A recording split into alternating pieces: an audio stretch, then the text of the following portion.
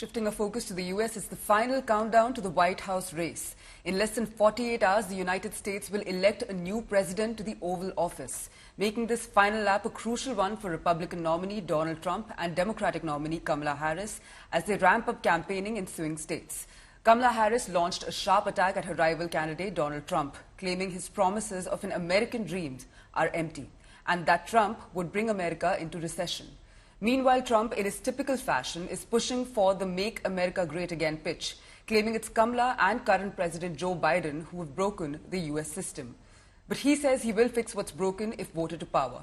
There are 7 states that are key to winning this election: Arizona, Wisconsin, North Carolina, Georgia, Michigan, Nevada, and Pennsylvania. And in each of these states, it's clearly a neck-to-neck fight between Trump and Kamala Harris. But I've come today with a message of hope for all Americans.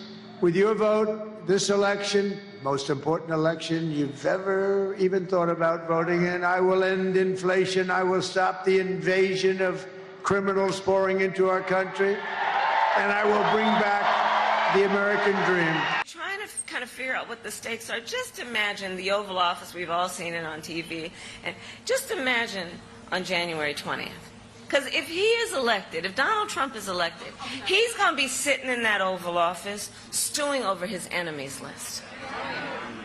Because he spends full time plotting revenge and retribution. Full time. The man is angry. Right? But you know what I'm talking about.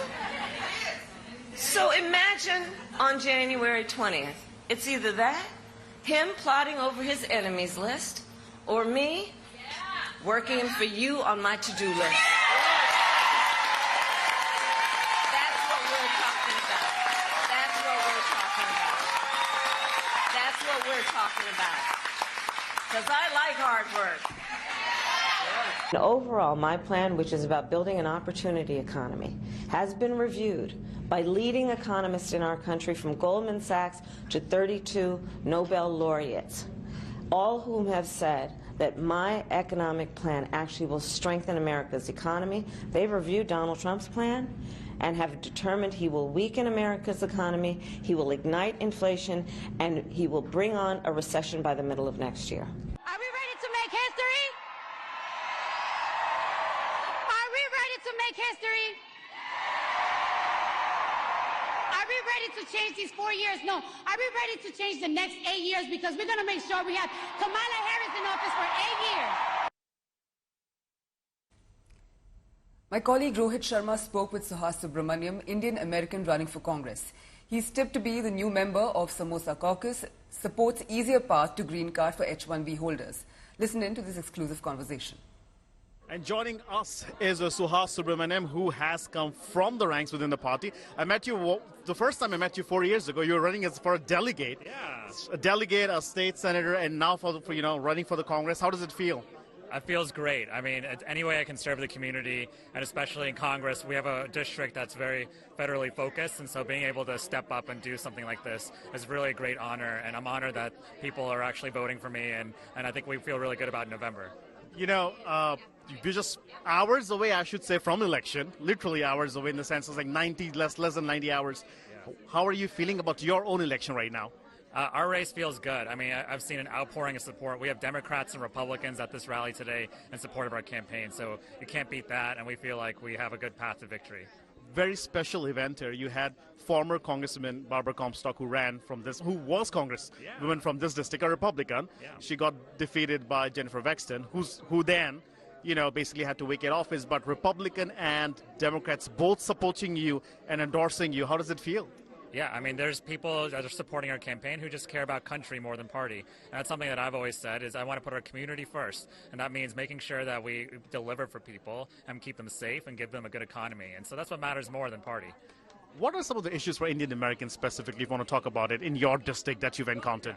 I think people want to feel safe, especially from gun violence. So people want to make sure that they have a good economy and they have access to good, high-paying jobs. And so we want to provide that for them. And unfortunately, if the wrong person wins this race, we're going to have federal workers who are going to lose their jobs. And we're going to have Micron, which is a big chips manufacturer. They're going to have to cut jobs as well. And so we don't want to do that. We want to make sure that we have a strong economy and we have a safe community.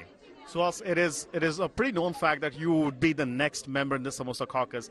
Yeah. And I've seen you, doing fundraiser all around the country. Yeah. What are you picking up from your fellow, I should say, congressmen at this point in time? How are they feeling about this race, which has Kamala Harris versus Donald Trump?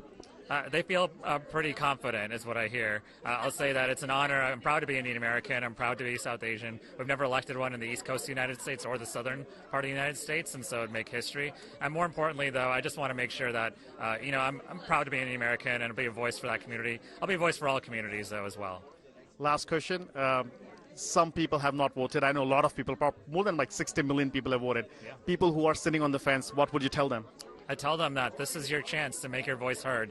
It's so important to vote in these elections. And even if you think that your one vote doesn't matter, in the end it does matter because it all adds up. And in the end, I think if you exercise your right to vote, even if you don't vote for me, then you will be making a choice and you will be making sure that our democracy continues. Republican Barbara Comstock endorses Indian American candidate Suhas Subramanyam in his election. Rohit Sharma spoke with him earlier. Listen in. You've come out here to support Suhas Subramanyam, who's a Democrat, yes. And the event is country over party. Tell us what made you endorse a Democrat in this race? Well, I thought this district has always been one that really had a lot of bipartisan support. When I was in the district, I had Republicans, Independents, and Democrats who supported me.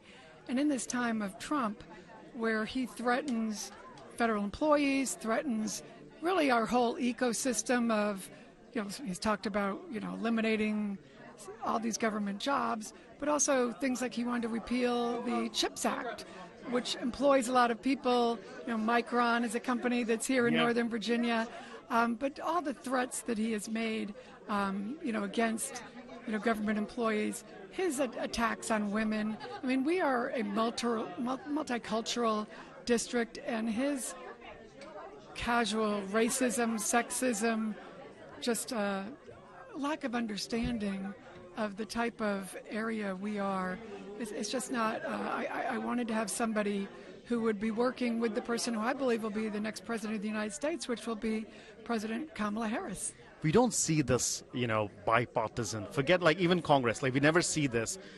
In America. America is very polarized. The stories that you do is, extreme left and extreme right. You are probably an anomaly in all of this because of your district, maybe. Do you think America can come together after this election like you have? I do. And I think when President Harris is elected, she's promised to govern like that. And I think you will have a situation where Republicans probably will be in control in the Senate. I believe Democrats will gain the House. So you will have divided government, but President Kamala Harris has promised to work together and bring people together, even put a Republican in her cabinet, have a council of Republican advisors, but more importantly, really take the country forward away from all this divisiveness that has really been the hallmark of Donald Trump. I mean, think of, for this district, I should have mentioned it, but one of the first things he did was have a Muslim ban, and, which really kind of terrified the whole area. And I spent weeks dealing with that and the fallout from that. But also because people were attacking people of any color, even if they weren't Muslim.